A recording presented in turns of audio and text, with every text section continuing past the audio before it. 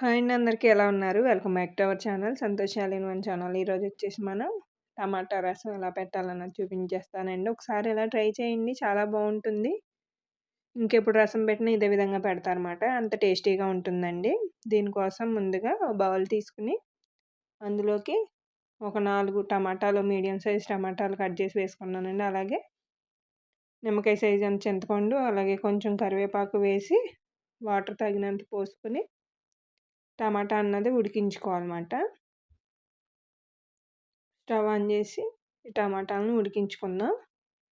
చూసారా ఉడుకుతున్నాయి కదా! ఇప్పుడు స్టవ్ ఆఫ్ చేసేద్దాం. ఆఫ్ చేసేసి దీన్ని పక్కన పెట్టుకుందాం. కాసేపు చల్లారుతుంది. నెక్స్ట్ వేరే బాండీలో స్టవ్ ఆన్ చేసి బాండీ పెట్టానండి. అందులో 1 టేబుల్ స్పూన్ శనగపప్పు, హాఫ్ టేబుల్ స్పూన్ మినపప్పు, హాఫ్ టేబుల్ స్పూన్ జీలకర్ర, పావు టీ స్పూన్ మెంతులు,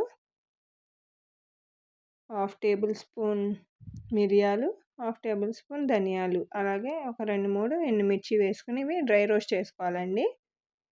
వేయించుకోవాలన్నమాట. ఇది రసం పౌడర్ అన్నమాట. ఈ విధంగా చేసి ట్రై చేయండి. టేస్ట్ చాలా బాగుంటుంది. సాంబార్కి ఏమాత్రం తీసిపోదన్నమాట. ఆ టేస్ట్‌లోనే వస్తుంది. రసం అన్నది తెలీదు ఎవరికైనా.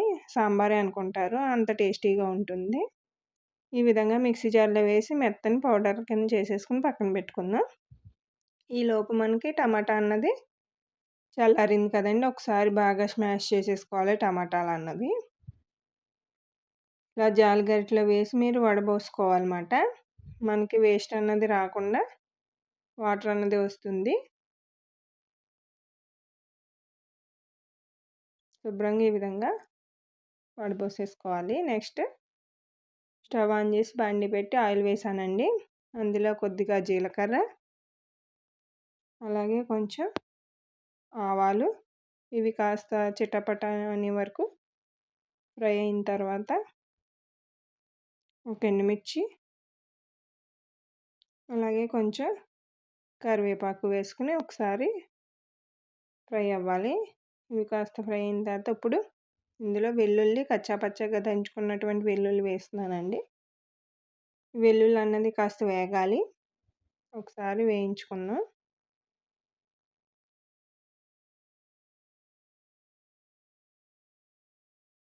పచ్చివాసన పోయేంత వరకు ఫ్రై చేసుకోవాలి వెల్లుల్లి అన్నది. ఇందులోనే ఒక చిన్న ఆనియన్ అన్నది కట్ చేశానండి ఇలా సన్నగా పొడవుగానే. దాన్ని కూడా వేసేసుకొని ఒకసారి ఫ్రై చేసేసుకుందాం.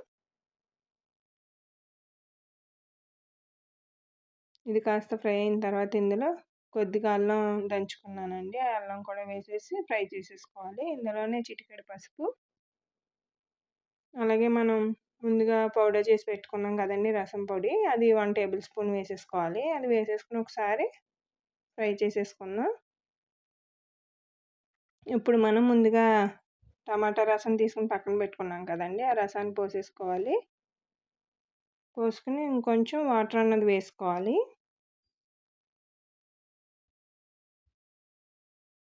కొంచెం వాటర్ వేసుకుందాం. ఇది ఒకసారి బాగా మరగాలండి. మీకు మరిగితేనే బాగుంటుంది. ఇందులోనే రుచికి సరిపడా ఉప్పు వేసేసుకోవాలి. ఒకసారి బాయిల్ అవ్వనిద్దాం. చూసారా ఈ విధంగా ఉడుకుతున్నప్పుడు మిగిలిన రసం పొడి అన్నది వేసేసుకోవాలండి. వేసేసాను. ఒకసారి మరిగిన తర్వాత స్టవ్ ఆఫ్ చేసేసుకోవడమే.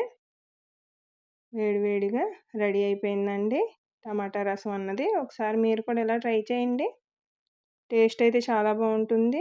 అసలు రసం అన్న మాట తెలియదన్నమాట ఎవరికైనా. ఇది రసం అన్న విషయం. అచ్చం సాంబార్ టేస్ట్‌లోనే ఉంటుందండి.